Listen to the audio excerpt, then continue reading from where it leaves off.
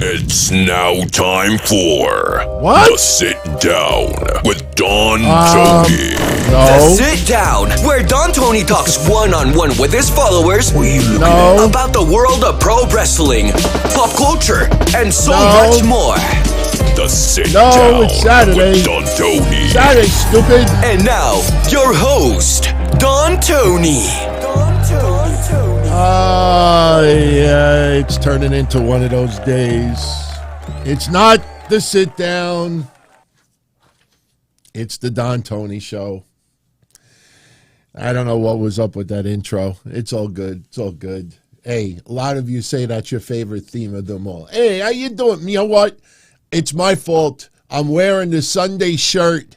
It's Christmas Eve. Well, the morning of Christmas Eve. So, computer playing a little bit of tricks on me. It's all good. It's all good. Merry Christmas, everyone. Much love as always. Don Tony here. Going to do a little quick weekend show for all y'all. Now, I guess since we have the sit down on the brain, am I going to do one Sunday night? Yeah, I expect to. The plan is, as far as this weekend goes, since my wife's family, multiple members have COVID, we are not visiting them today. Usually we go see her family on Christmas Eve, go see my family on Christmas Day, stay overnight, come home the next day. Everything gets pushed back a day now. So this evening I will go see my family, spend a little bit of Christmas Day with them, and then come home Christmas night. So yeah, I will be here for the sit down Sunday night. We will just have some casual conversation. A couple of things also, for everyone who is sending well wishes about my biopsy yesterday on my thyroid, both sides, it got postponed for 2 weeks. Yesterday, our neighborhood was flooded. If you do a Google search for Howard Beach, New York, rains, flood, some of the area was actually underwater. Not the whole house, but, you know, a couple of my customers, their basements got flooded. The streets were shut down. It was a fucking mess yesterday here. So everything got pushed back for 2 weeks. So now for 2 more weeks, I have to worry about what the fuck is going on over here. So it's all good. It's all good. All right. Man, you know, it's funny when we have these conversations sometimes. We talked about it a couple of days ago with regards to Perry Saturn back in the day, Kamala back in the day. You know, I would do these journalistic deep dives into trying to get the news. Back in the day, everybody thought Perry Saturn had died, and me, from my skip tracing and my, you know, sources and my research skills, the duty was put upon me to find out if he actually was dead. And probably about 2 weeks later, not only do I find out that no hospitals anywhere near the Atlanta area where he claimed to have been shot ever had a Perry Saturn, well, we're not going to say his real name here, but in those hospitals, but I uncover wild divorce papers. I'm getting phone calls from his ex-wife and an attorney that there's a warrant or there's this, and that's why he didn't show up at Cronus's funeral. And it turned into a goddamn mess. I thought overall, hey, at least we know he's alive. But the amount of dirt that I uncovered, you know, a lot of people were mad at me. And then Kamala, with the whole controversy with Dawn Marie, no good. Well, actually, Dawn Marie actually was fighting a good cause. And, you know, a lot of things that he had accused her of doing was not true.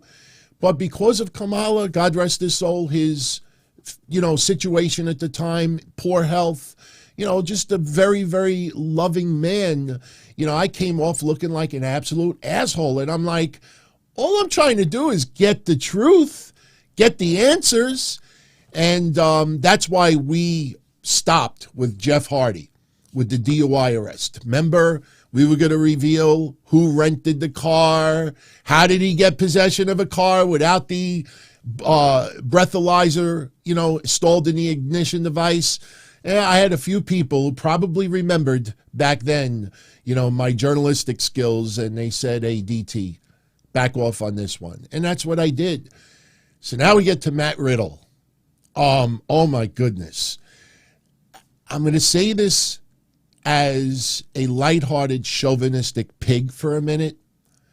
this motherfucker, as far as sex-wise, has probably had the most amazing 2022 than any of us combined.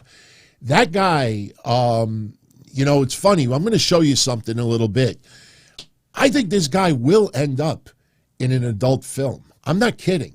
The number of people that he has had relations with in the last year is, it's pretty wild. But unfortunately with it comes, wow, that's probably not the right word to use, but comes with controversy. And in this case, a lot of dumpster fire. There is a boatload of dumpster fire going on right now. And I figured your juices might be titillated with me basically organizing, revealing, uncovering. Why do these words sound wrong to say today? This is not pre-rehearsed. Matt Riddle, a lot of shit is going on. And I think it's worth, a discussion to get into. Now, I will tell you this. You remember about 2 weeks ago, Zero News, spelled with an X, and some others had this major exclusive. Matt Riddle was suspended by WWE for cocaine and Molly, MDMA.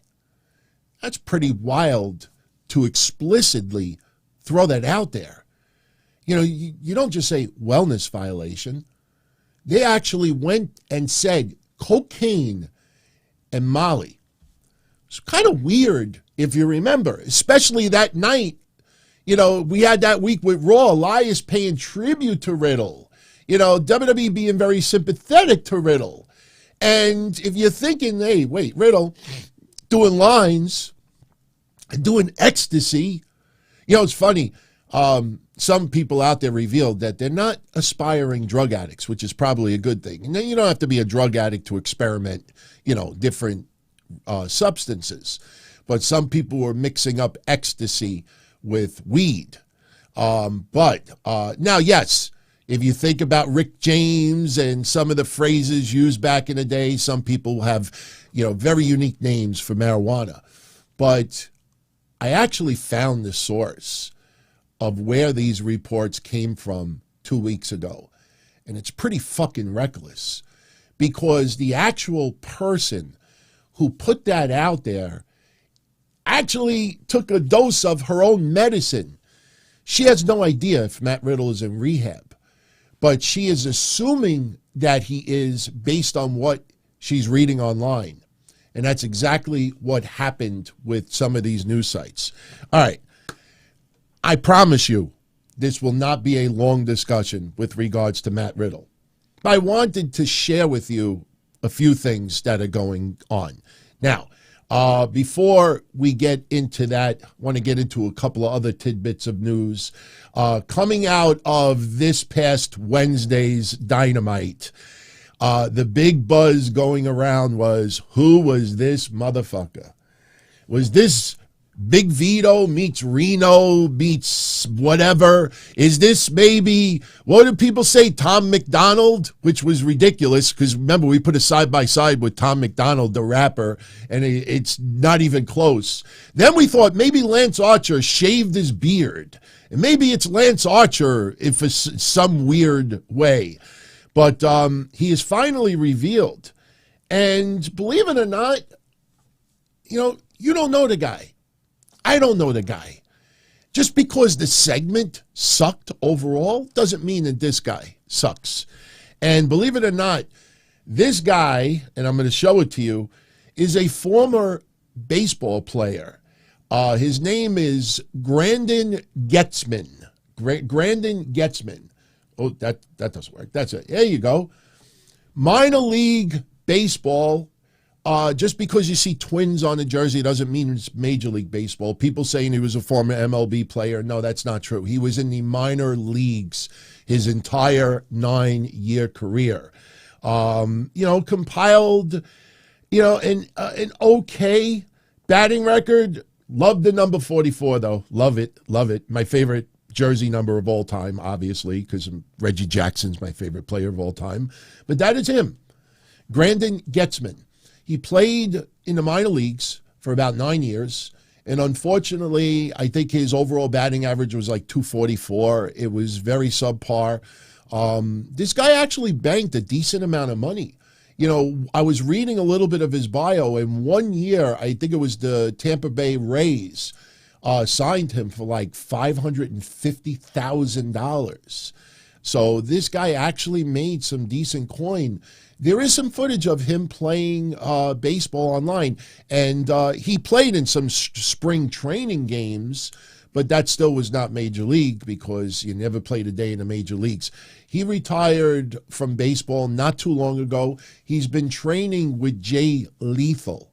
So Jay Lethal, you know, hey, if you're going to train from someone who can still do it, I mean, Jay Lethal is, you know, definitely a great way to start. And, hey, they're putting him out there. Him and Parker Boudreaux probably have similar experience. Parker with a little bit more, I would think. But that's who that is.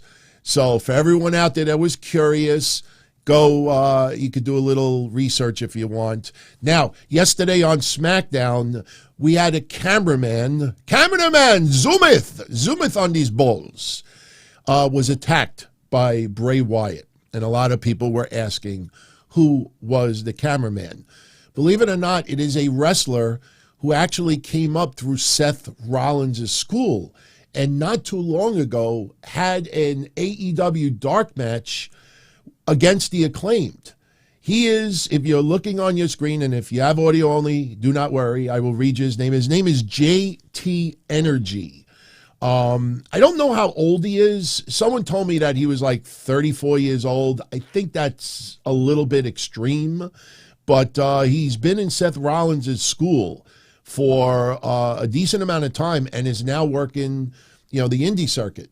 And he was the cameraman. Do I look green again today? I don't know why. I feel like I look green. I think we may have to adjust this color a little bit. I feel like I look green. Let's see. Is this going to help? Now I look orange green. Now I look like, you know, if Trump fucked a lime. That's a little better, I guess. Yeah, the color is a little off today. I don't know why. But, all right, well, there's the ID of your Dynamite attacker to Ketih Lee and the cameraman that Bray Wyatt attacked yesterday on SmackDown. Yesterday, my apologies for everybody who was in the watch party. They never showed up. I set everything up, and before I went out for the evening, and when I came back, I saw basketball. And, you know, apparently everybody got treated to basketball yesterday. So, you know I kind of like teased to the watch party crew, you know, the people that run it that, hey, you know, I think, you know, I'm almost done. And then like, no, hang around a little bit longer. They made me an offer that I couldn't refuse. But until I see the offer actually, you know, develop on paper, you know, whatever. So, all right. Yesterday on SmackDown, not a bad show, pre-recorded.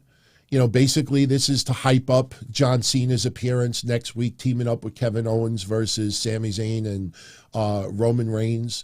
You know, Sami Zayn right now giving no signs whatsoever that he still has this deep fondness for Kevin Owens. You will have them lock eyes during that match in some capacity.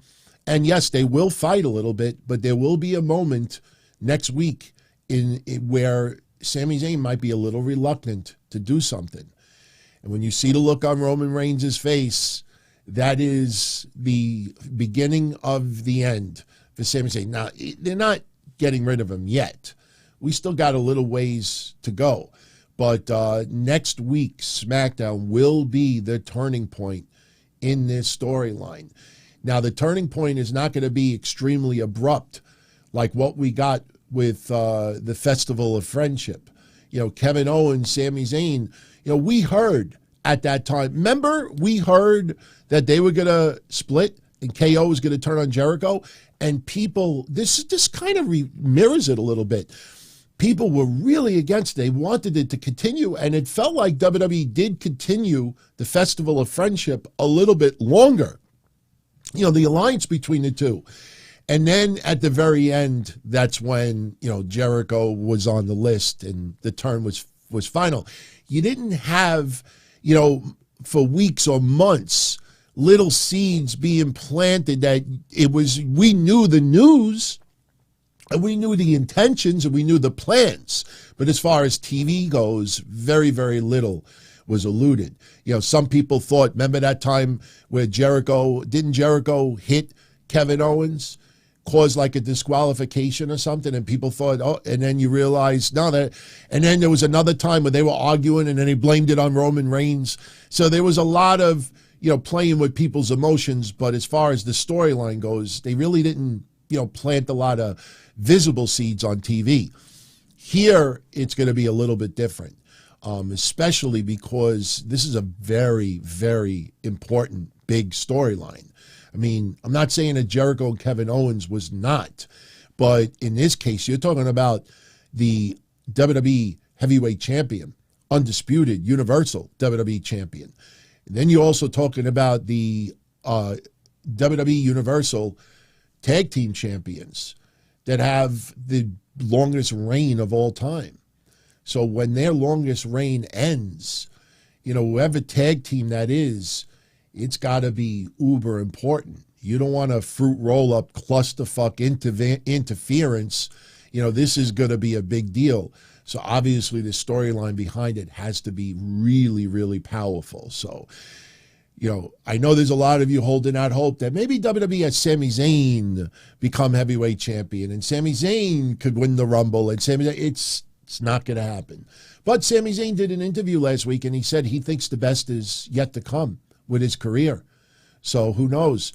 We talked about it not too long ago. I think it's very possible that Sami Zayn will win the WWE Championship at least one time before his career is over. I just don't think it'll be any time soon. WrestleMania 40? Maybe, but not WrestleMania 39. All right. What else could we talk about today? So, let me give you the SmackDown results and two clips that I got a kick out of. I got a couple of video things for you. Raquel Rodriguez won the gauntlet match to now become the number one contender for Ronda Rousey's championship. Props to everyone out there who appreciated and enjoyed my little shift from Monday. Reading the spoilers, Raquel Rodriguez pinned Shayna Baszler. Shayna Baszler was not advertised for the match. So, I didn't want to give it away for everyone out there.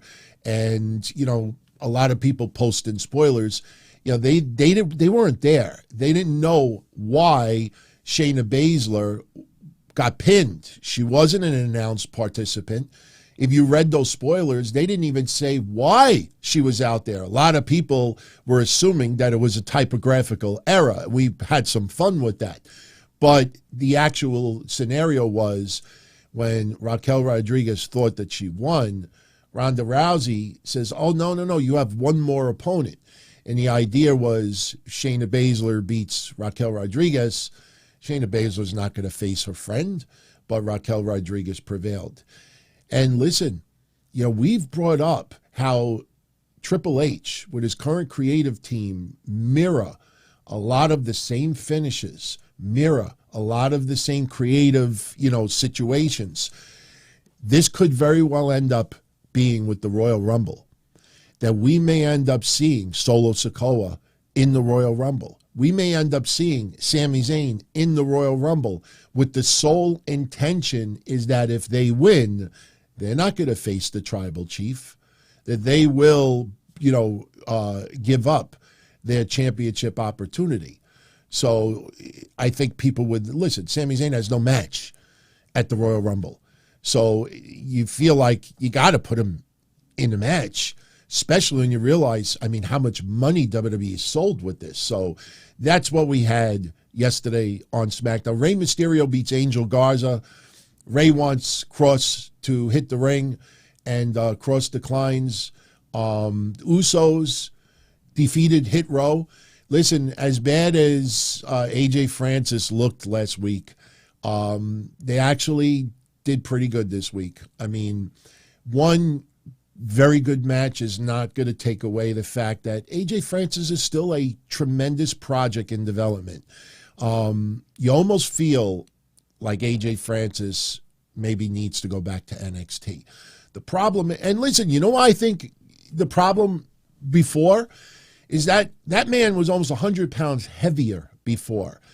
And it's very, very hard sell to have him in NXT taking on, 150-pound guys, 180-pound guys. It's a squash match every time. And you don't want, Isaiah Swerve Scott to be the one taking all the abuse from the wrestlers who are similar size with him. So you got a little bit of a dilemma with AJ Francis being so big. Like, how do you have him develop? That's why they have him more on the main roster. But as you saw last week with the Viking Raiders versus Legado del Fantasma versus Hit Row, we have a couple of sets of trios. Tag team plus female. Tag team plus female. Tag team plus female. You put AJ Francis back in NXT. I don't think Isaiah Swerve Scott. No, wait. Did I say Isaiah Swerve Scott? Pfft, excuse me. Swerve. I swerved myself for a minute. Swerve is in AEW. The other black meat. And I don't want anybody to get mad when he said, oh, did you hear what he said? Well, people say the other white meat. Nobody gets mad. So, all right. So the Usos retained their championships yesterday. And we have Braun Strowman and Ricochet beat Giovanni Vinci and Ludwig Kaiser to win the Miracle on 34th Street street fight. Two things that I thought was cute. First of all, a lot of you already know that Samantha Irvin and Ricochet are dating in real life. There was a point yesterday where Braun Strowman found mistletoe and walks up to Samantha Irvin, and no, he didn't put it over his own head. He actually put it over Ricochet's head. That's nice. Nothing wrong with revealing stuff like that on TV. Now, we go to the New Day. Now, some of you actually emailed me. I got 3 emails in the last 12 hours. You think there's any chance that Vinci and Kaiser end up facing the New Day for the NXT tag titles WrestleMania weekend, Stand and Deliver? That is possible. That is very possible. I don't want to see Kaiser and Vinci back in NXT as a tag team. I mean, they definitely have earned their right to be on the main roster. But I also do believe at some point that Gunther is going to break out on his own. I think they will separate Vinci and Kaiser with Gunther, which to me is a mistake. But, it is a possibility. But yesterday during the street fight, the New Day showed up. Now, of course, these segments are always goofy. We have presents all over at ringside. They open and on the rampway. One box was open and it was a ballerina was inside. It was an indie wrestler by the name of Ashley D'Amboise. I think I pronounce it D'Amboise. So I probably butchered her name, but I think it's D''AIMBOISE. The D''AIMBOISE. D'Amboise. That's how I pronounce it. So then we had another box. And the funny thing about it was Vinci and Kaiser are starting to unwrap the box, but it had a door. So all they had to do is just whip the door open. So as you will see on the screen, they're looking at the box. You just pull it open, and there inside you got the New Day. The New Day are inside. Now, yes, this made Kaiser and Vinci look like fools because as the New Day get out of the box, let's pull it back up on the screen, they walk almost robotic, and then they stop. They stop. Hey, what's going on? What's going on? Why did they stop? So they're actually like, something wrong?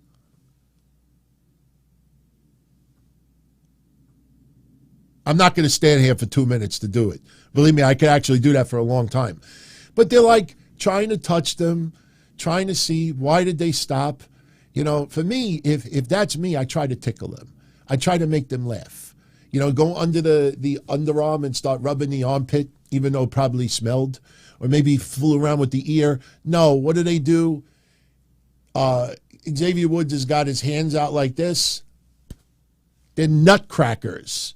They're dressed up as nutcrackers. So what the fuck do you think happens? What do you think happens when they're dressed in the nuts? Oh, boy. It was a fun match. It's Christmas. They're lighthearted. You know, people take Turkey, Thanksgiving-themed WWE events too seriously. They take Christmas-themed events too seriously. These type of, even Valentine's Day, sometimes fans take it way too seriously. Expect goofiness, expect corniness. But, you know, in the end, Braun Strowman wins, Ricochet wins.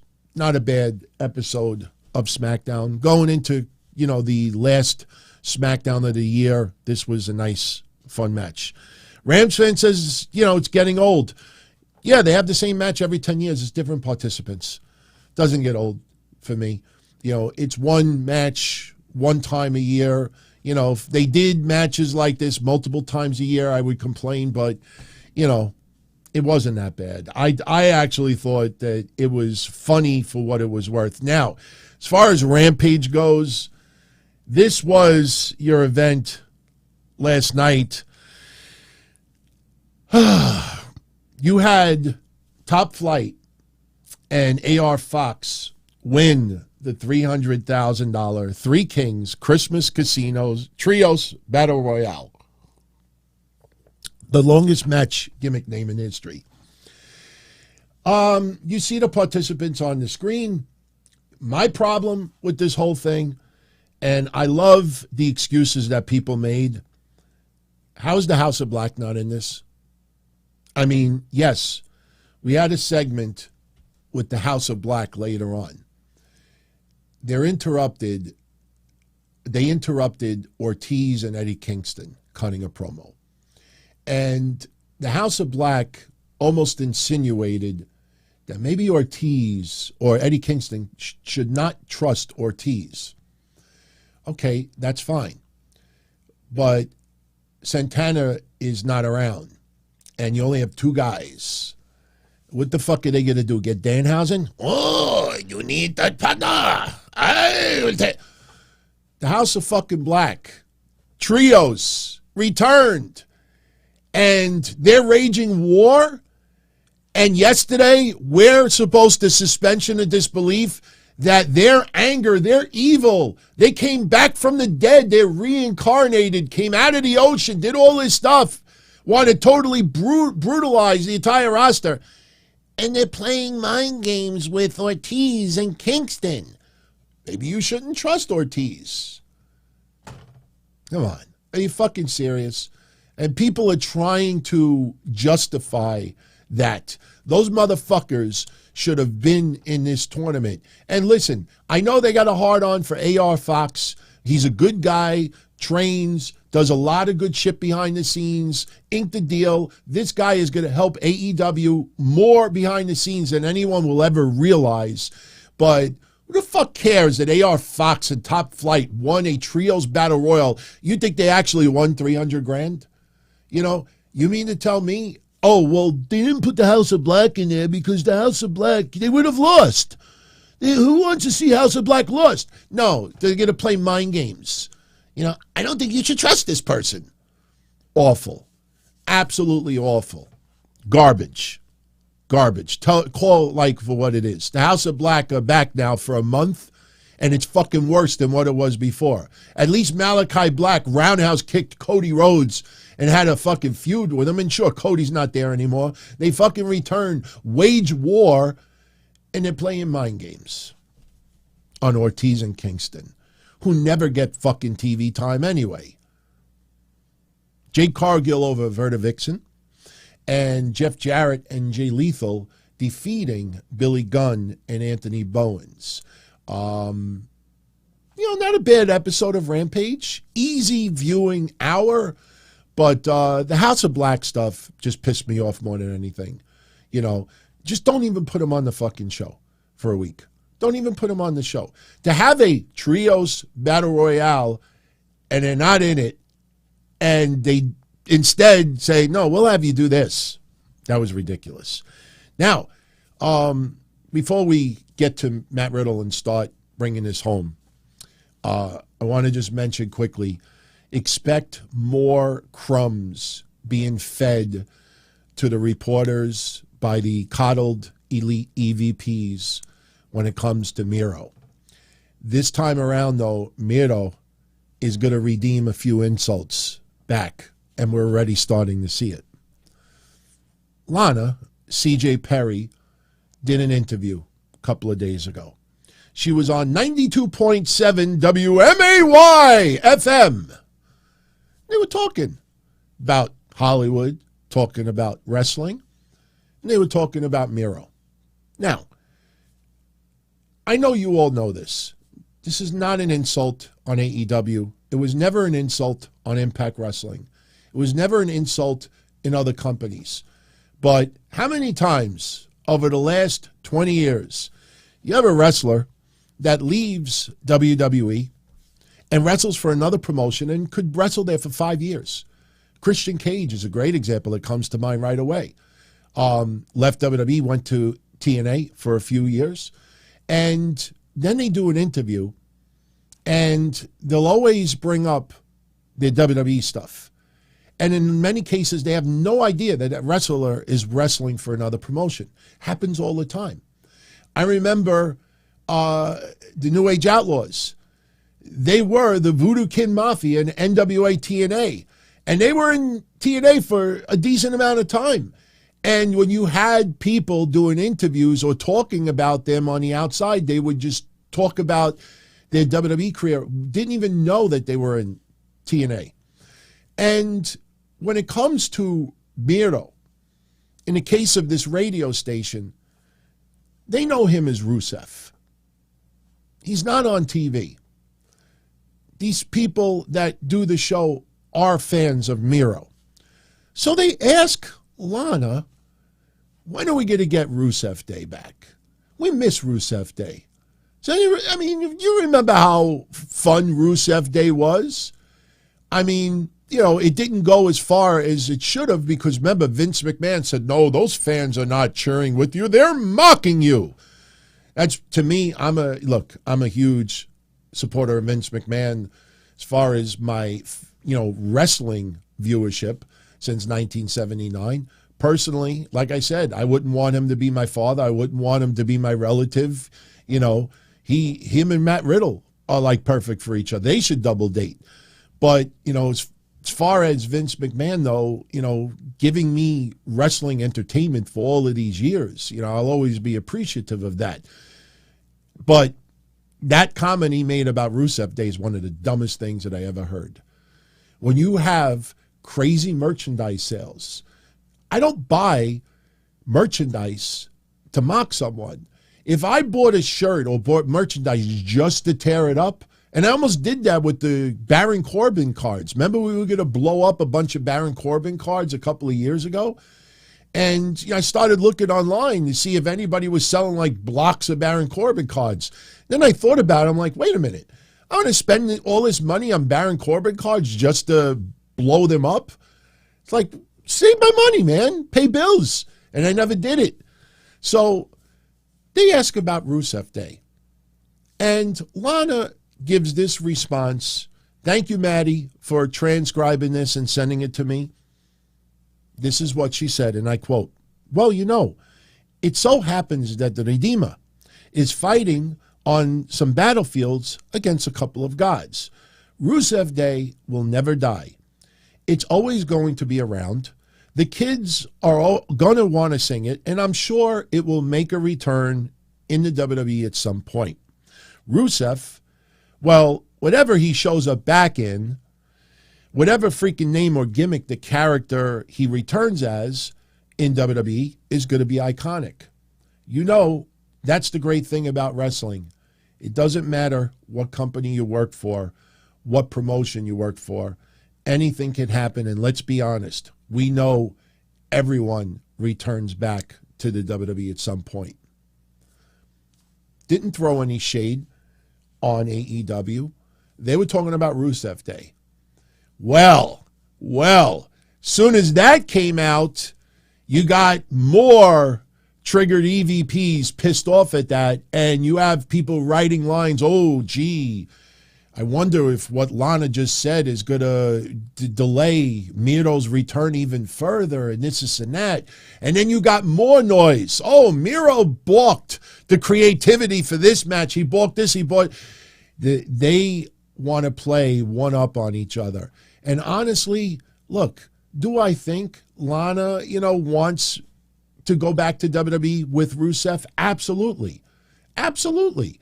But every time they're asked a question and she gives, a nice, decent answer, nothing threatening, nothing like, once, he's able to go, I'm sure he's going to go. She didn't do any of that, but they got to play one up on each other. So right away, within 24 hours, Rusev, Miro, balked at having a match at Full Gear, whatever the event was. Oh, Miro this. And now I'm telling you, Miro's going to start throwing some shots back at some people. Because some people are getting way too comfortable, giving crumbs to these the EVPs, giving crumbs to these reporters to try to silence the noise. Because look, Miro definitely upped his stock in AEW. Definitely. When Rusev left and showed up there, a lot of people were like, why is AEW keep signing all these WWE cast-offs and then he's playing video games and people are like, Kip Sabian, Penelope Ford, but then, once he started talking about God and his hot wife and Dima, people started digging it. And he transformed his physique a little bit, took his shit a little bit extra serious, had some awesome matches. I don't think a lot of people realize how difficult it was for him to return that quickly to take on Bryan Danielson. Remember that match he had with Bryan Danielson? Not that long ago, he went from almost wrestling nothing to doing that. And you look at the quality in the match itself.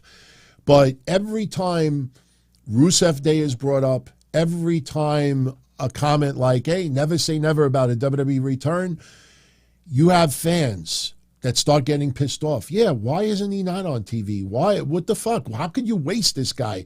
Don't give me this, we have so many people who want to give everybody a chance. You could see they're intentionally keeping this guy off TV. So every time that happens and the noise starts to pick up a little bit, you have journalists that will post something negative about Miro to try to silence those fans. Oh, well, that explains why Miro's not on TV. I wouldn't put on Miro on TV either if he's, a prissy little bitch like that don't want to be part of a storyline or a match. So we're getting it again, everyone. We're getting it again. It's not that AEW is petty Gruss. It happens in all forms of, business. But there are a few people within AEW that get very, very, offended and testy and very emotional. And they got to have they have to have the last laugh. They have to have the last word. I'm like that personally. If I have arguments, I have to have the last word. It's just my nature. And, that's not always a good thing. So, all right. So moving on, since we're talking about dirt, let's just throw this one out there. Vice, and this leads to a little bit of, not news, but gossip, but there is a serious component of it. Vice did this 9 Lives of Vince McMahon fiasco. I didn't watch it. I had a few of you send me an overall synopsis, feedback of it, and it was garbage. It was garbage. It was Vice trying to capitalize on the sex scandal by putting out a hit piece on Vince McMahon. It didn't even do 100,000 viewers. Not only that, Dave Meltzer put out a list. There's a couple other names that were not on the list that I'm trying to verify. Once I get the confirmation that they were also, contacted to be part of it and declined, I'll let you know. But there were quite a few people this time around that declined to be part of this hit job. And that's what I call it. It's a hit job. Some of the names: Bischoff, Chris Jericho, Bryan Danielson, Mick Foley, CM Punk, Jim Ross, Jerry Jarrett, couple of lawyers, couple of people from the Wall Street Journal, 2 people from the New York Times. I don't know their names. And there's a few other wrestlers as well. But they all declined to be part of it. Jim Cornette, I think it was more of a scheduling issue than anything else. But a lot of people do not want to go anywhere near a hit job when it comes to Vince McMahon. Look at William Regal. Even William Regal cannot escape bullshit when it comes to Vince.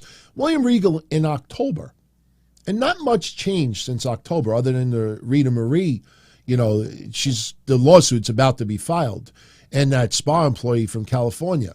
But in October, this was, Vince had already stepped down and, everything that was going on, the investigation was already over. And when William Regal did a Q&A, when he talked about Vince McMahon and revealed that Vince let him out of his contract a little bit early, and we have actually a little news with that as well, William Regal made a remark like, look, whatever he's going through right now.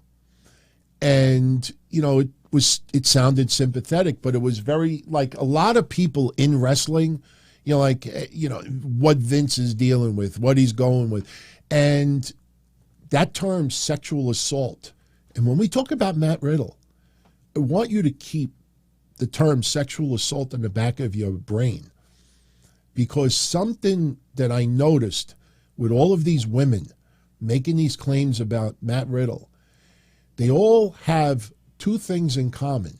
One of them is they all accuse him of sexual assault. The second thing that they all do, I'm not going to tell you yet what that is, but when we have this discussion in a couple of minutes, I'm pretty convinced that you will leave here saying the exact same thing. And it's going to be really interesting if any of these women respond. I don't think they will. But when it comes to Vince, Jericho at some point is going to return to WWE. Bryan Danielson at some point is going to return to WWE. People don't want to be part of a hit job when it comes to Vince McMahon.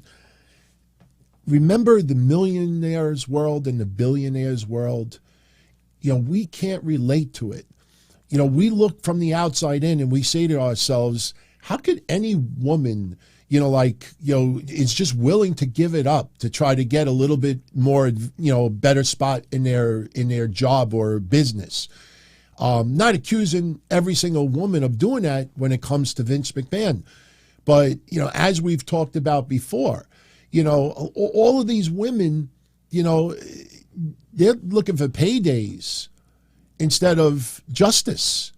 And I know for some of you, you think, well, no, getting that money from Vince is justice. Vince McMahon, I don't know the exact dollar amount. I'm going to say something now that might blow your minds, everyone. Vince McMahon may be worth as much as Donald Trump. I read something the other day that Donald Trump is worth like $3.5 billion right now, which to me sounds insanely low. I don't pay attention to Donald Trump anymore. I have no interest in following anything that Donald Trump does. That's just my honest opinion. But if that is true, that Donald Trump is only worth $3.5 billion, Vince McMahon right now may be worth more than Donald Trump.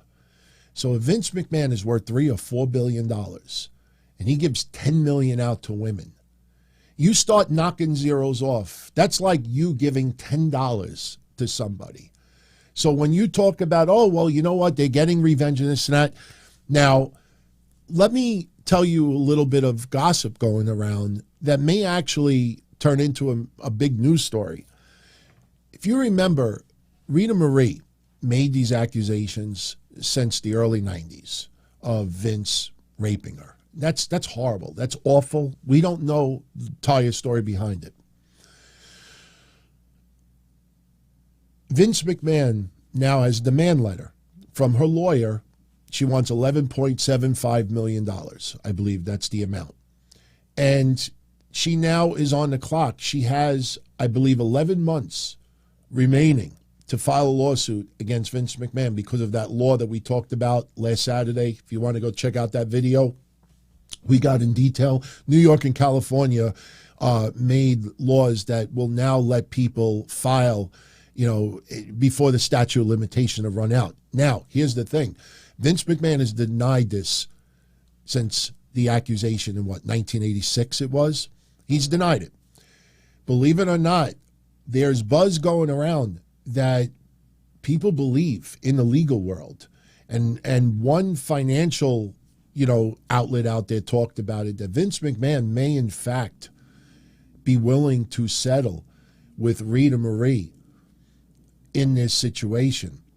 And the reason being is because even though he's denied this for decades, if this goes to New York, now, I'm not saying it's a Republican thing. I'm not saying that it's a Trump thing. But if anybody follows politics in some way, shape, or form, you know that New York, especially the DA and the press, they want Trump on a platter. You just pay attention of what the New York DA is and what I can't remember her name, but a lot of you know what I'm talking about. Vince McMahon, big supporter of Donald Trump. Vince McMahon, Republican. Vince McMahon, billionaire. Vince McMahon, chauvinistic pig. You add it up all together, Vince McMahon kind of like comes off as a pro wrestling's Donald Trump. So Vince McMahon, if this does go to court in New York, this is all going to get very detailed, very blunt, very vicious, and things are going to come out. You think Rita Marie has told every public outlet that she spoke to since the 80s or the early 90s, every little detail of what's gone down? There's more. Not, as far as other incidents, but this is something that Vince McMahon, at 77 or 78 years old, still majority owner of WWE, does not want this to be put out in a spectacle, because that's what it'll turn into. It will be a fucking spectacle. It'll be all over the news. It'll be all over the TV. You will have people, reporting it, throwing clickbait, rumors, speculation, that. It'll be a story on steroids. And Vince McMahon may be seriously considering settling, so this shit could just go away. NDAs are worthless when it comes to the situation with Rita Marie, because she's made these accusations for decades. It's just that by doing this, it doesn't get blown up in court, and it doesn't get blown up in the news and the entertainment world. So I'm curious, if you were Vince McMahon, would you settle? If you really did not do what you're being accused of, but you're in the situation you are now, the final years of your life, let's be honest, you got family members, you got grandchildren growing up, you're a majority owner of WWE, now you understand why a lot of these wrestlers don't want to go anywhere near hit jobs when it comes to Vince. Because at the end of the day, some of those people that decline to be part of this Vice special, they still want to get paid. They still want to be part of WWE. And believe me when I tell you, when you see the reports out there that there's a lot of people in WWE that does not want Vince to make an appearance, even at WrestleMania or Hall of Fame or 30th anniversary of Raw, it's true. A lot of people were done dirty by Vince McMahon. And I don't mean dirty like this. I mean just business-wise. But there are a lot of people are very sympathetic to Vince. Remember Vince's birthday party? John Cena attended. Undertaker attended. Vince McMahon is very close with Steve Austin and a bunch of others. Now, you take a step back from it and you say to yourself, why are all these people still socializing with this guy after everything that's come out? So when you see those names, understand that a gigantic part of the WWE wrestling universe, and I'm talking about people within the business, they still have a fondness for Vince McMahon. And a lot of them feel that all of these women were willing participants in Vince McMahon's sexcapades, in John Laurinaitis' sexcapades. No one was assaulted. No one was abused. Were they used? Absolutely. Absolutely. Now we get to Matt Riddle. Now, I'm going to try to simplify this as much as possible. There is a lot of shit going on with Matt Riddle. And if you look back at 2022, Matt Riddle already, we know the situation with the divorce. Okay? We know the situation with the divorce. We know the situation with that wrestler, was it Candy Cartwright? I can't remember her name. She made the accusations, of assault. Now, you have an adult film star by the name of Jordan Max, okay? Now he is dating Misha Montana. And by the way, shout out to Jose. I completely forgot, and I watched the event, and I still forgot. I did not remember that Misha Montana actually appeared for XPW and took a beating from Veronica Kane and Jasmine St. Clair. That is Matt Riddle's current girlfriend, Misha Montana. Absolutely. Now, check this out. This is just my opinion. And if I'm wrong, I'm wrong. But I'm telling you my opinion. And my opinion seems to be right most of the time. I think you all could agree with this. Jordan Max, Daniela Petro, Candy Cartwright, and a few others. Candy Cartwright might have been a little more explicit. But when you see some of these women, they're all accusing Matt Riddle of sexual abuse, sexual assault, sexual predator. And the one thing that I notice right off the bat, and if you look at especially Daniela Petro, she dated Matt Riddle earlier this year. Now, this was an old news article, and if you see that little blurb, it says Riddle's new woman, Daniela Petro, blasts his ex-wife Lisa after the divorce. Funny thing is that after Daniela had a little bit of a relationship with Matt Riddle, and Matt Riddle was like, you know what? You eat liverwurst every day. Maybe you want ham, after a little while. So once he basically got rid of her and started dating Jordan Max, you got here, girl, run as fast as you can. Matthew is a sexual abuser, mental and emotional abuser, sexual predator. I know this firsthand from my own experience. Take a look at history. All right. You see this over and over again. He starts dating a woman. That woman will trash the previous partner. Matt Riddle then decides, you know what? This is not going where I want it to go. Let me go meet someone else. So now that original person that trashed the first person is now warning the next person, and the next person is trashing the previous person, which would be Daniela. And then, no. So check this out. What do all of these women have in common? I'm going to get into it with you because I know a lot of you saw this picture that Matt Riddle posted this week. Matt Riddle made a statement this week.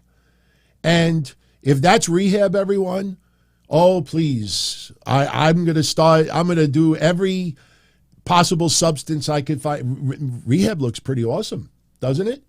That's this week. If there's anything that I probably would really abuse on that plate, it'd probably be those sticks of butter. That Matt Riddle posted. Now, unfortunately for a lot of places out there, they don't bother to check a timeline and do research. All right. Matt Riddle posted that after other shit was posted. Now, let's just bring this home so you can understand this a little bit. All right. We're in 2022. Matt Riddle divorced. Matt Riddle, he had that situation with Candy Cartwright. Matt Riddle starts dating Daniela Petro. They have this relationship. This is earlier this year. Matt Riddle gets rid of Daniela Petro. Daniela Petro is burned as a result. She's burned. She's dumped. I hate to use terms like that, but I'm saying it for a reason. She immediately starts accusing Matt Riddle of being a sexual predator, a sexual abuser. Now, he starts dating Jordan Max. That is Jordan Max. All right? He starts dating her, and Daniela Petro goes online, and as I showed you before, girl, run as fast as you can. Matthew is a sexual abuser, a mental and an emotional abuser, sexual predator. I know firsthand. Now, one thing I notice over and over again is, what is he actually doing as far as assault goes? He's a sexual predator. What does that even mean? Think about this. They're in a relationship. I'm going to read you something in a few moments where one of these women that I'm talking about right now just vented online and said, he told me he loved me 2 months ago. And how do you think I feel that he tells me 2 months ago he loves me and now he's dating someone else in my industry? Yes, Jordan Max got dropped from Matt Riddle.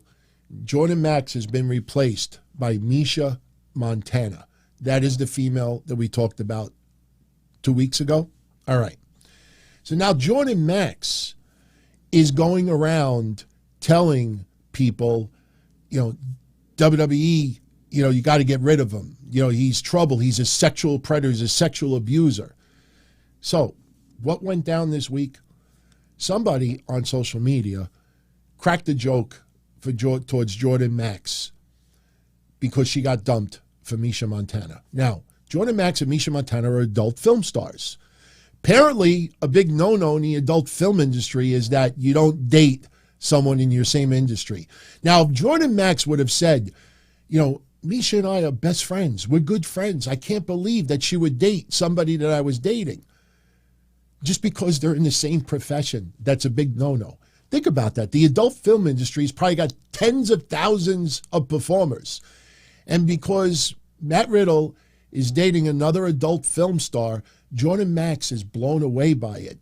How dare someone else in my place? So anyway, somebody went on Twitter and rubbed it in her face that he's dating Misha Montana. And she responds back. Now, think about the sexual predator stuff, because it's very, very important. It's like, remember with Me Too movement? If everybody, you keep throwing that word out there, it starts to lose a lot of its value. All right? Do I think Matt Riddle is a sexual predator? After everything that I'm talking about here? No, I don't think so either. I don't think so at all. I'll tell you why. After Jordan Max got it, rubbed in her face a little bit on social media, she responds back and she writes this, and I quote, "Does it make you feel better about yourself to kick people while they're down? Try to imagine for 1 second the man you've spent the last 6 months with, who said, 'I love you,' for the first time 2 months ago, is all of a sudden making out with someone else who is in your industry," and she capitalized all those words, "and then, rather than keep plans for Christmas and New Year's, he's going to rehab." Do you have any idea how confusing and hurtful that is? That's what she wrote. This guy's been sexually abusing her, sexual predator, sexual this, that, and the other thing. And she's more concerned, like, he told me he loves me. I was with him 6 months for the last 6 months. We had plans for Christmas and New Year's. And now he's going to rehab. First of all, she's got no firsthand knowledge that he went to rehab. That's based on what she read online. Now she adds this, quote, "Adding this here, since it seems many of you are overlooking it. I'm not mad that he's in rehab. He told me he quit drugs. And then to find out, A, he's with another girl, B, he's doing drugs with her. Remember my rant last week, cocaine is a hell of a drug? C, failing drug tests so he has to go to rehab is disappointing. I do hope that he takes rehab seriously and gets the help he so desperately needs so he can be the best version of who he is for his future partners and kids and himself. So someone lashed back at her and said, wait, you'd rather be with him at Christmas than have him go into rehab? And she says, he told me that he quit drugs, and it goes on and on and on. So now, as this is going on, Daniela Petro, the woman before, goes on a tirade against Matt Riddle. And she thinks rehab will not help him. She calls him a predator, and WWE needs to fire him. Now, I'm going to read this quickly, but after I'm done with this, I think you realize where this is going.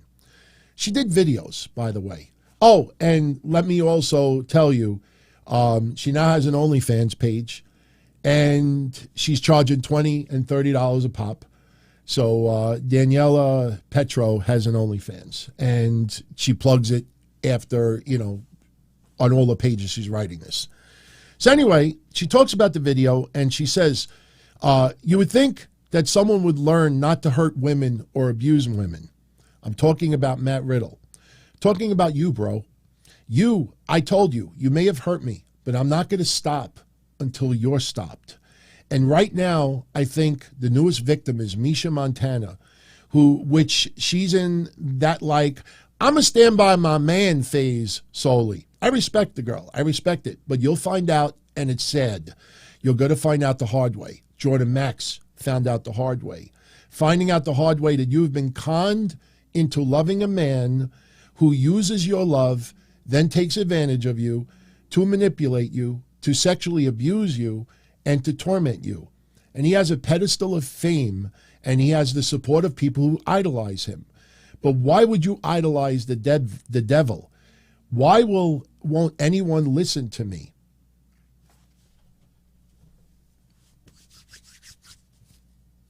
I've talked about this growing up, Don Tony.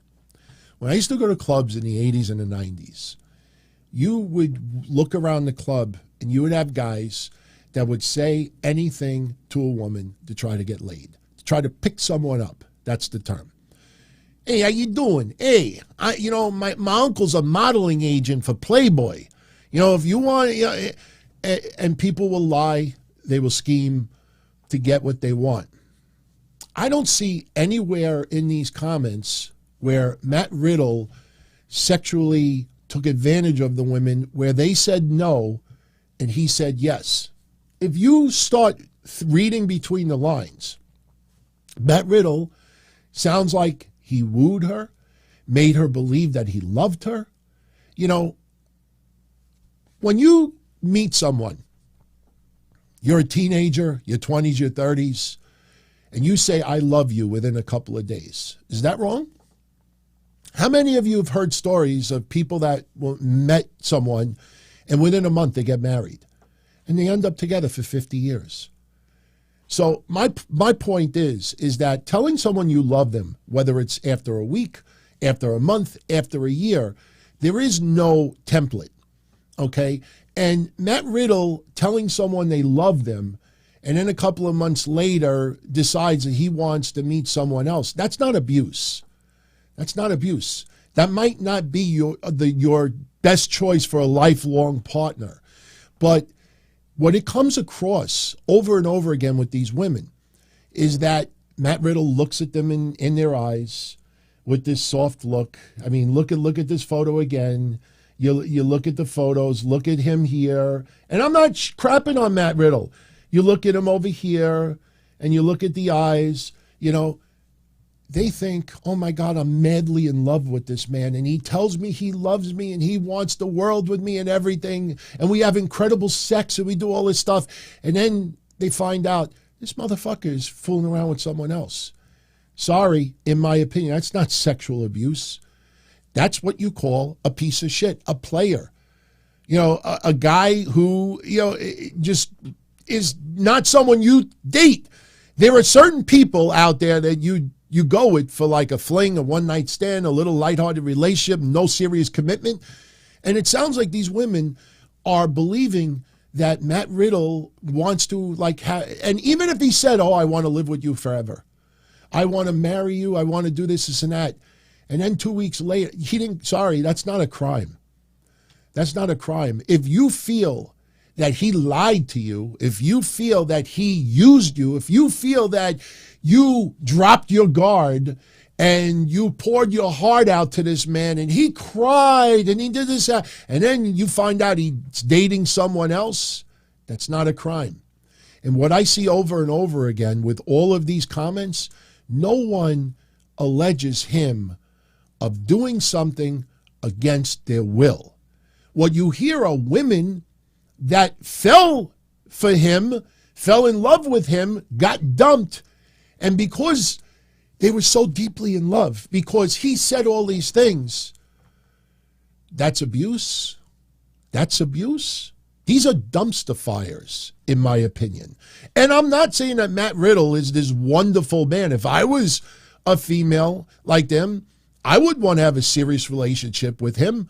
So let me go on. Let me go on a little bit further. Okay.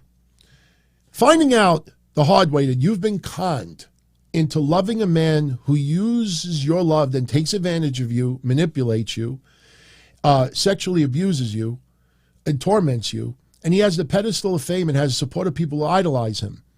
Why won't anyone listen to me? I didn't sue him. I didn't go for money. And no disrespect to Candy Cartwright for doing it, but I literally was just trying to stop him. And you all said I was doing this for clout. This man abused me sexually, and you didn't want to listen.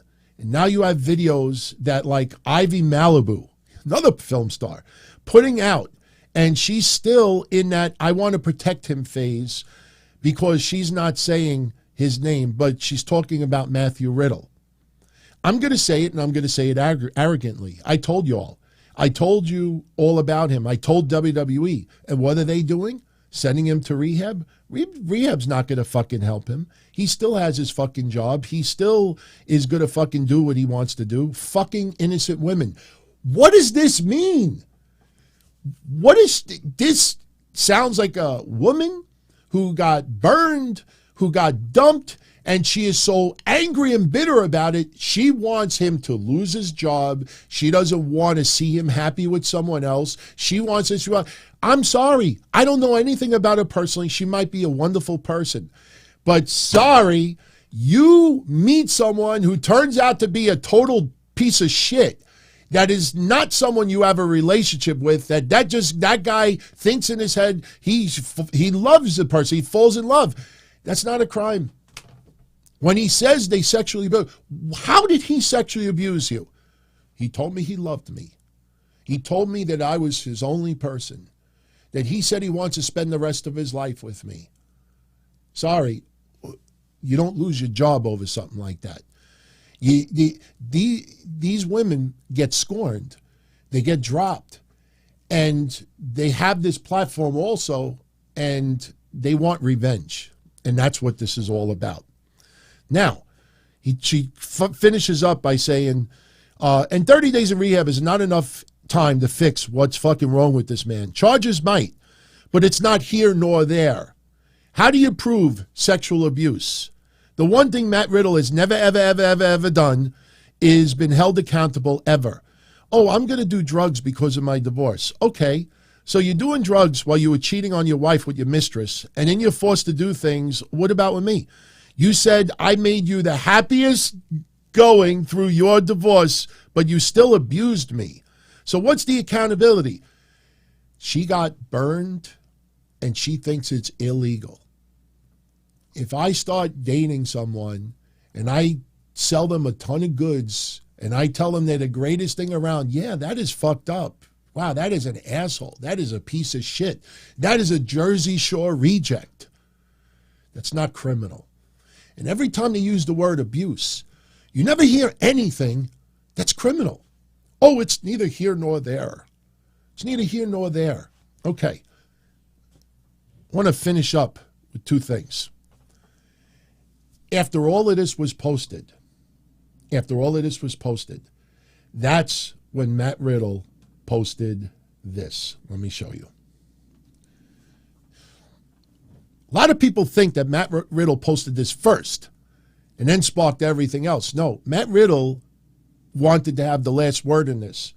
Matt Riddle wrote, and I quote, "I've been working a lot on myself lately and have been saying no and setting boundaries for the first time ever, and certain people are not happy about it.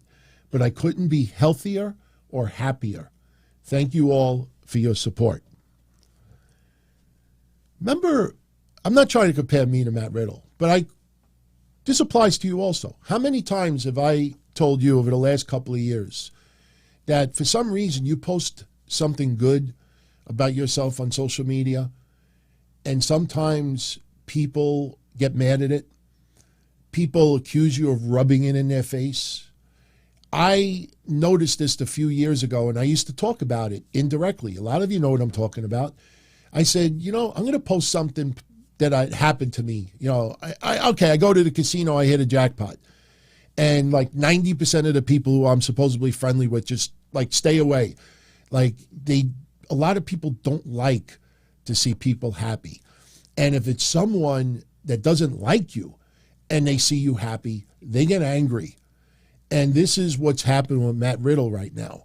Matt Riddle is trying to make himself a better person. Do I think Matt Riddle will ever change as far as how he dates women? Back in the day, you would hear Wilt Chamberlain slept with 100,000 women or whatever like that. Today, if a guy sleeps with 10 women in a year, so, you know what I'm saying? So these women out there, they're never accusing Matt Riddle of a crime. They say abuse. They got burned. They decided to date someone who probably doesn't look at love the way you do, the way I do, the way our parents do, the way some of your friends do. Matt Riddle, and okay, I got something to reveal to you right now. Do you remember about 2 weeks ago where it was reported that Matt Riddle was suspended for cocaine and MDMA? Do you ever ask yourself where they got that report from? Who their source was? My sources tell me. My sources tell me. Our sources have found out. You want to know where their sources were? I'm going to show it to you. When Matt Riddle was written off of TV for 6 weeks, one of the reports going around was an injury. Another report going around is that he tested positive for something and got suspended over it. Where do you think they got cocaine and MDMA from? Do you remember when I posted that clip that night and I said, this does not pass the smell test? And did you notice all of the podcasts out there that were talking about this refused to say the word cocaine? They refuse to say the specific drugs because they know that there is no proof of what Matt Riddle actually tested positive for. I'll give you one. I'll tell you the most professional person that did it, Disco Inferno, Bill Bahati, which I know a lot of people don't like, and for good reason. I'm not, I'm neutral about it, but some of the things he said in the past I disagree with. And Conan. They talked about it. They never used the word cocaine. Why? Because they know that no one truly knows what exactly did he fail. But people that night ran and reported that he tested positive for cocaine and MDMA. Did you notice 2 days ago, some places reporting that Sasha Banks was granted her WWE release? Anybody notice that 2 days ago? WWE releases Sasha Banks. It popped up on my AOL feed, and I'm like, oh, I'm curious to see if WWE issued a release early so they can make the announcement for Japan. No. When that Japanese talent agent tweeted and deleted that Sasha Banks was going to be in Japan on December 21st, that's all that came out. PW Insider was very slick. A couple of days ago, they said Sasha Banks arrived in Japan. Now, I'm not trying to be a dick in any way, but what's the stereotype when you see media or tourists or anybody in Japan, cameras. There is not one picture of Sasha Banks in Japan right now. Where did they get that from? Oh, well, they remembered the Japanese agent saying December 21st. When people started realizing that an announcement in Japan is going to be very soon, and they can't announce it unless she's released, they went and reported that so they could be first on the calendar. So when her release is official next week, people will go back and say, so-and-so broke the story first. So where did they get the cocaine and MDA from? They got it here. Daniela Petro is the one that posted it. Look at the date of this post. August 30th, 2022. Now, those on audio only, don't worry, I'll read it. For those on video that are looking at their screen right now and saying, I can't see anything, don't worry. I just wanted you to see the screenshot first.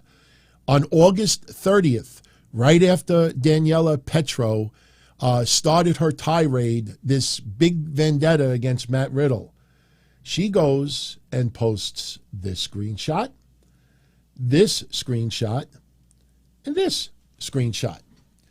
They're supposedly text message conversations from Matt Riddle, okay? From Matt Riddle. Now, let's go back to here. Okay, Daniela Petro said in August that Matt Riddle was doing cocaine and MDMA.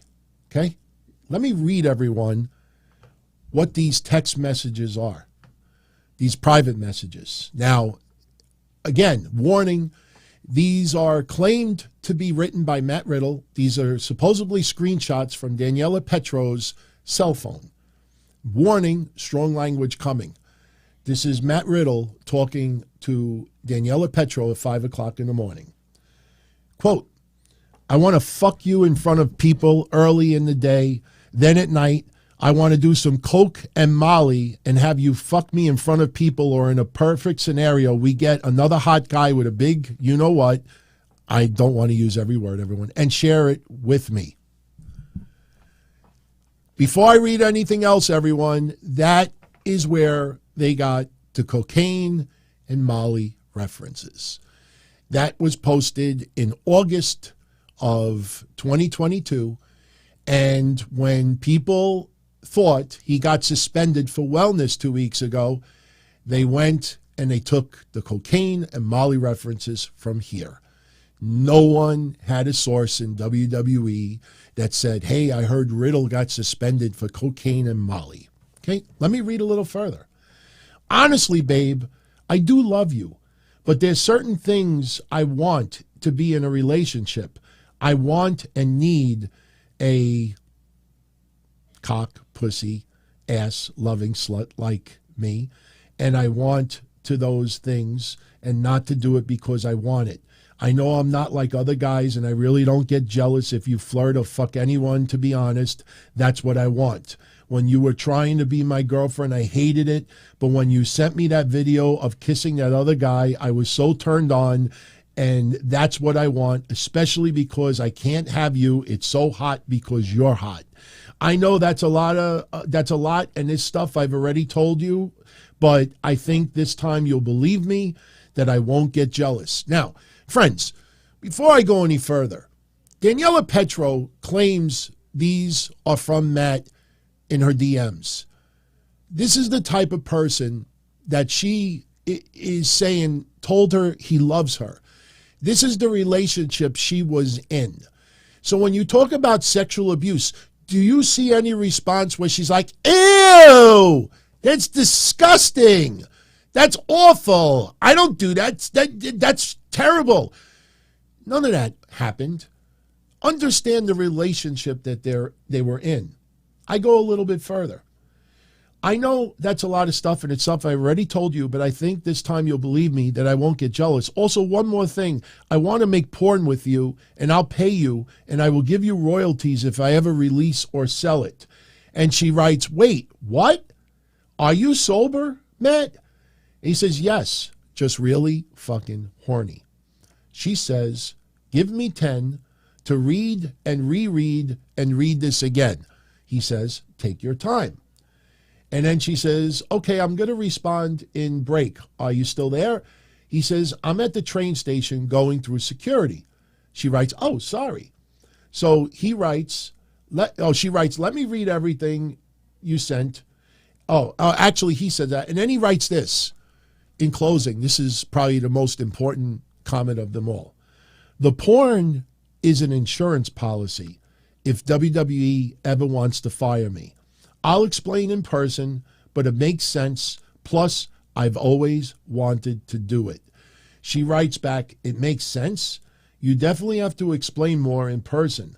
I'm actually shocked that there aren't sex videos of you out there showing off. And you really can't see it, but she's got a whole bunch of smiley emojis. Does that sound like a person who's been sexually abused? Matt Riddle is now dating Misha Montana. And I've said this before, and I'll say it again now. Doing adult films doesn't make you a bad person. Doing OnlyFans doesn't make you a bad person. You know, that is your industry, and that's fine with me.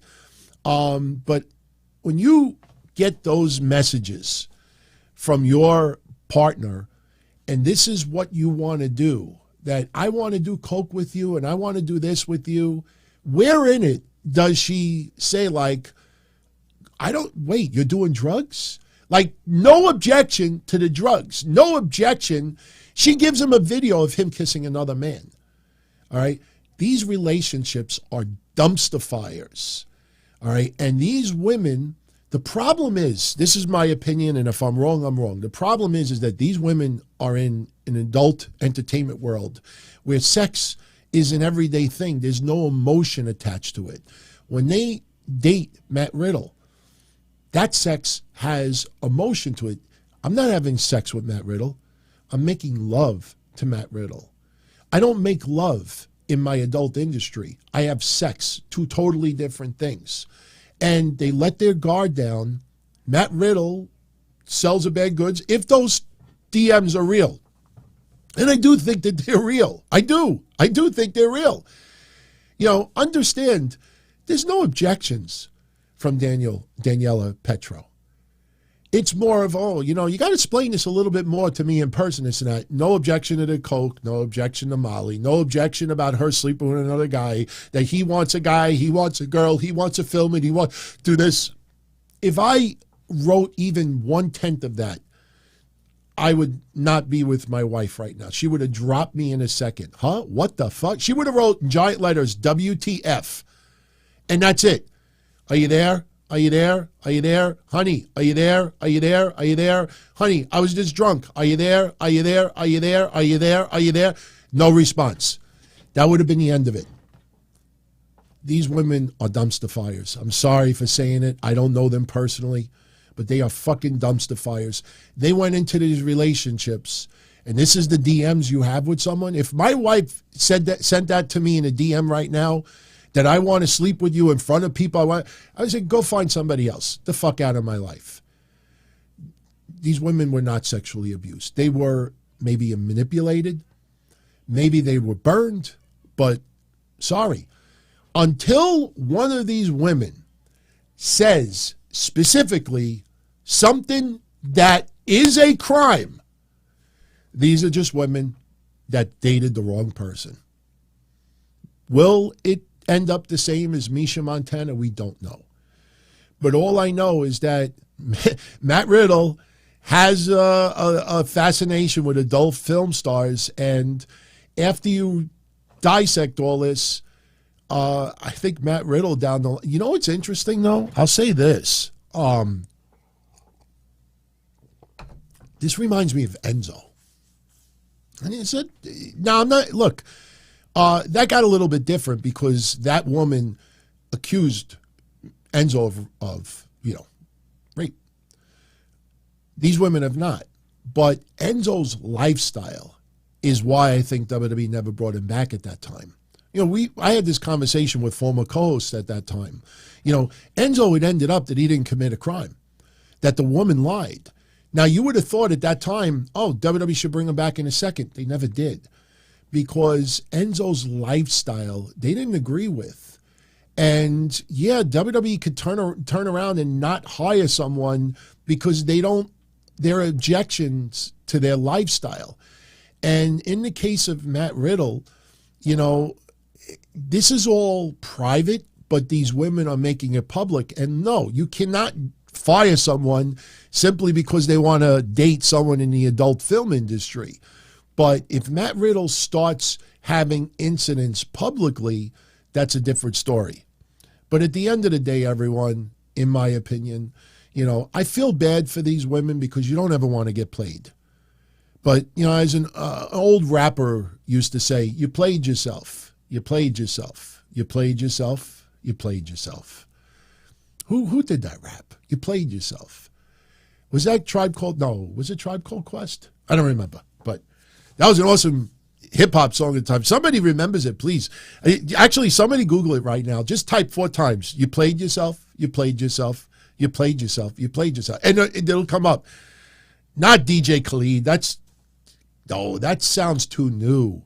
I think it's a little bit older than that. But now people are just putting random rappers in there. So I'll look. You know what? Mighty Mighty is swearing by it. I trust you. I trust you. DJ Khaled. These are dumpster fires, everyone.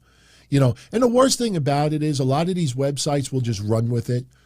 You know, a woman accuses Matt Riddle of sexual abuse. Then you start reading, you're like, where? He told me he loved me. He told me I was his everything. He told me he wanted me married. He told me that there's no one else. He told me that I'm special. He told me that I was the greatest person I ever met. He told me that it was amazing. He put me through that. He makes me happy. He makes everything look like cake and ice cream. He told me. You played yourself. And unfortunately for Misha Montana, is she really going to be able to do anything to change that mindset? I don't think so. I don't think so. But again, none of these women are accusing him of a crime. And that's why in 2022, you know, when people accuse sexual abuse, it's like what I said in the past. When I was in kindergarten, no joke, this is true. When I was in kindergarten, I pulled a girl's hair. I was in kindergarten too, by the way. And she was. I pulled her hair. I had a crush on her. Don't ask me why. I mean, 7-year-old Don Tony, however old I was, you know, you kind of like wanted to get a girl's attention. And for some reason, you know, I would throw a rock at her or I'd grab her hair and run away. But meanwhile, I actually liked her. You know, now you do that, you get suspended for abuse. I showed last week me squirting a water gun in high school. If I did that now, I'd be, you know, suspended for. The thing is that stuff that happened 10, 20, 30, 40 years ago, people would write that up as, you know, oh, you know, just someone being a dick, someone teasing you. Now it's, I was bullied. You know, I was a chubby monkey back when I was young. And I used to get made fun of. People called me the Michelin Man. People would call me a whole bunch of things, call me Fatso. My Uncle Joe used to call me Baby Huey. Somebody called me a whale, you know, and I cried sometimes. But, you know, I look back on it, I'm like, you know, it was fucked up that they called me those names, but, you know, I was fat. You know, I mean, I don't say, oh, I was bullied when I was a kid. Yeah, everybody used to fucking call me that.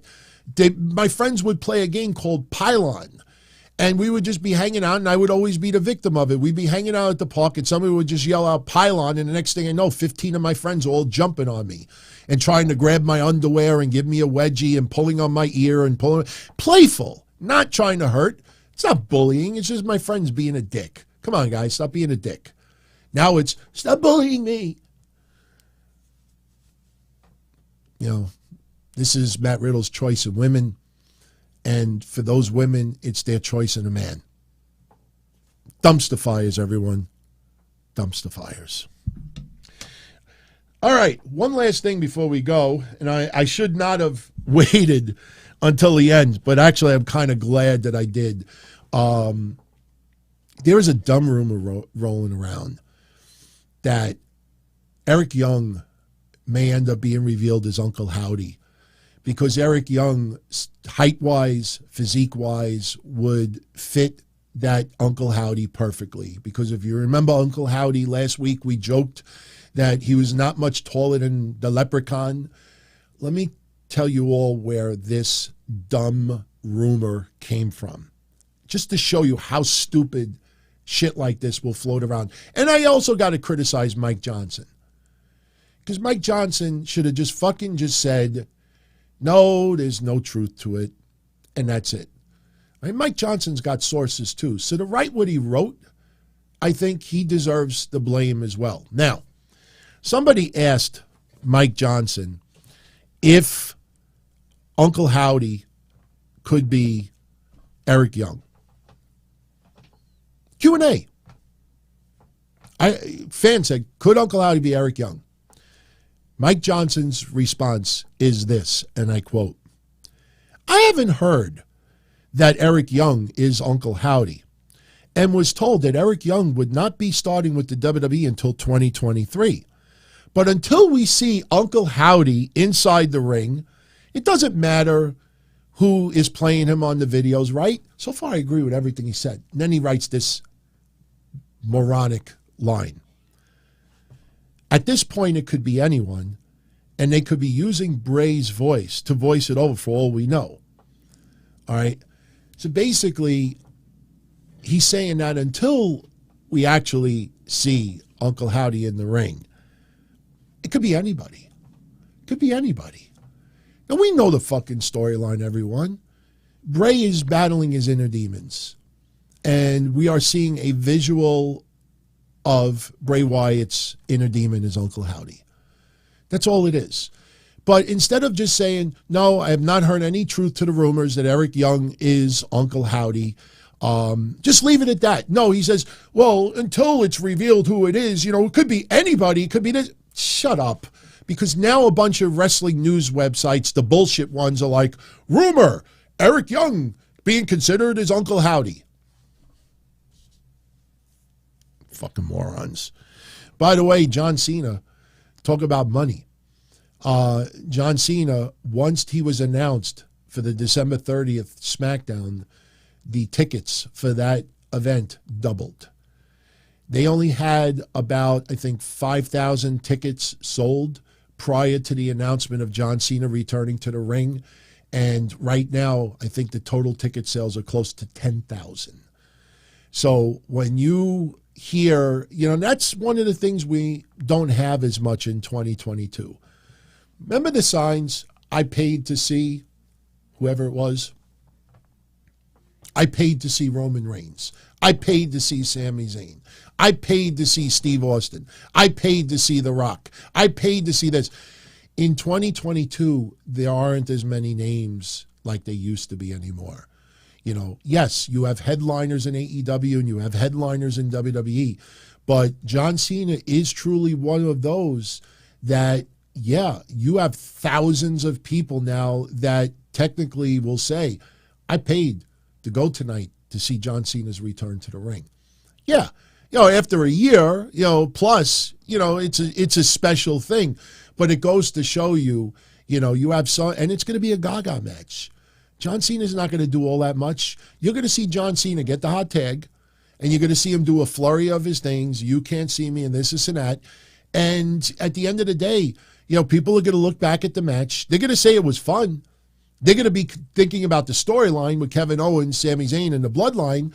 But they're also going to look at it and say, like, wow, he just comes back, does a couple of things, and everybody's happy. That's why 5-star matches, when people, their goal is to have a 5-star match, you do that for a bucket list. But if you try to make your career that it's going to be based on how many stars your matches are, yeah, you're playing yourself. So, all right, everyone, I'm going to jet out of here. So let me know what you think about my take on this Matt Riddle situation. I'm serious. Definitely would love to know, especially if there's any women out there. Understand, there are men in the adult film industry that are as big a dumpster fire as women. But in the case of today, we're talking about Matt Riddle. We're not talking about, Michelina Riddle. We're talking about a man who has dated numerous women, many in the adult film industry, and they get scorned. He moves on to another woman, and they accuse it as abuse. Is abuse really, really becoming watered down? Is that the reason why WWE has done nothing? Is that the reason why law enforcement has done nothing? Is that the reason why no one has done anything? Is that the reason why people still idolize Matt Riddle? Because at the end of the day, okay, Matt Riddle, great wrestler, love his work, entertainer, one of my favorites, wouldn't fuck him. I mean, that's what it comes down to. These women believed that Matt Riddle was, and let's also remember this in closing. I can only imagine how many people out. Let me ask you this in closing. You don't have to answer this publicly. Something you think about for yourselves. Seriously. How many of you out there would marry or have a serious relationship with someone who had sex with a whole bunch of other people? I would think that someone in the adult industry, adult film industry, may have a much harder time to find someone and someone who is celibate or someone that doesn't believe in celibacy. All right, my point is, I could never have a serious relationship with someone in the adult film industry because it doesn't turn me on to see my partner sleeping with someone else. Then I got to feel like I got to compete. That I got to fucking get implants and stuff like that and fucking, try to up the fantasy even more. That's not my cup of coffee. So I would think for a lot of these women in the adult industry, in this case, and men as well, that they have a very difficult time finding someone outside of the adult film industry that accepts the fact that they sleep with multiple partners. And they meet Matt Riddle, and Matt Riddle is a good-looking guy, very, very soft-spoken, has a lot of charisma. I mean, you see what's being portrayed. All of these women run to his defense at the beginning of the relationships. They're shown posed like I showed you earlier. Everything is perfect, and then, things go south. And now they're back to square one with no partner, and they feel burned. So you got to sympathize for that profession, that it must be a lot harder to find someone to be a lifelong partner. But dumpster fires, unfortunately, in the end, they're all dumpster fires, So I thank God I'm not in the adult industry. Shit. No way. No way. All right, everyone, I'm out of here. I hope each and every one of you have a wonderful Christmas. Do we have any super shout-outs today? Oh, we got 3. Oh, I can't leave without saying hello and then goodbye. Ronnie C., thank you for the 20 spot, my friend. Merry Christmas, DT, and thank you for another fun year of shows. My pleasure, my friend. I'm glad that you enjoy them. Love your input, stuff you send on Patreon as well. And thank you for supporting what I do. I really do appreciate that. Thank you very much. Devin M., thank you for the 2 spot, my friend. Merry Christmas to you, too, as well. Hope you have a good one. And it still doesn't feel like Christmas to me. In about an hour, when I start sealing up Christmas cards and filling out gift cards, that's probably when I'll start feeling it. But have a great Christmas, Devin. And Rojo Bear 24 with the 5 spot. Much love to you. Listening to the show on his way to work. Have a Merry Christmas. Don't work too hard. Hopefully it'll let you out a little bit early today for the Christmas holiday. So enjoy it, my friend. And each and every one of you out there, hope you have a wonderful Christmas as well. I know for some of you out there, it's not going to be the best Christmas. Some of you have lost loved ones this year. But believe me, I've lost loved ones, but, Christmas, it gets a little bit different. But the only thing I could say is, those loved ones would want to see you smiling. They wouldn't want to see you down and out, and remember the good times, So I know for some of you out there, Christmas is going to be kind of rough. Some of you are ill. Some are dealing with COVID. Just try to make the best of it and spend it with the people that, that you truly love. And if you happen to be, in a situation where your loved ones are many, many miles away, That's the wonderful thing about cell phones and, webcams. Hop on a Skype, hop on a Zoom, do a video phone call. Phone is great and everything, but to actually see somebody's face, that is much different. So definitely, shout out to all the people that you care about. Wish them a Merry Christmas. And I'll see you all again tomorrow. Yeah, look, barring something crazy happening, I should be here Sunday night, Christmas night at 8 o'clock. So join me for the sit down. I'm sure we'll talk about, what we all got for Christmas. So hang out in the chat Sunday night. Let everyone know what you got for Christmas, or maybe what you got someone else for Christmas. Let us know, like, any good shit. Maybe some of the, disappointing gifts, So have a good one, everyone. If you enjoyed the show, hit that thumbs up on the way out. That'd be a nice little Christmas gift for yours truly. They help more than you know. And Sunday night, be around, and it'll be truly the sit down. I don't know why that intro played earlier. As far back as I can remember, I always wanted to be a podcaster. Wow, this computer's kind of playing around today. I didn't even get a chance to finish my sentence, and this motherfucker's trying to cut me off. So let me get out of here, everyone. I got a crazy day ahead of me. So Merry Christmas, all the best. And, if you're around Sunday night, 8 o'clock, stop by for a little bit. Hang out, and we'll talk a little bit more about Christmas. So be well. Talk to me. As far back as I can remember, I always wanted to be a podcaster. For me to live any other way was nuts. To me, those goody-good people who worked shitty jobs for bum paychecks and took the subway to work every day and worried about their bills were dead. I mean, they were suckers. They had no balls. If I wanted something, I just took it. I ran everything. I paid the bills. I paid the host. I even paid the masked maniac. Everybody had their hands out. Everything was for the taking. We always called each other good fellas. You would always hear from somebody. You're gonna like Don Tony. He's all right. He's a good fella. He's one of us. But if you're part of my crew, nobody ever tells you they're gonna get rid of you. It doesn't happen that way. There weren't any arguments or curses like in the movies. See, your haters come with smiles. They come as your friends, the people who've claimed they care the most for your life. And now that's all over. And that's the best part. Today everything is different. There's lots of action. I don't have to wait around for everything like everyone else. Oh, I didn't get the vaccine? Fuck you, vaccine me. Oh, your delivery guy has COVID? Fuck you, feed me. Right after I moved here, I ordered egg noodles and ketchup, and I got spaghetti with meat sauce. I'm no longer an average nobody, while they get to live the rest of their lives like a bunch of schnooks.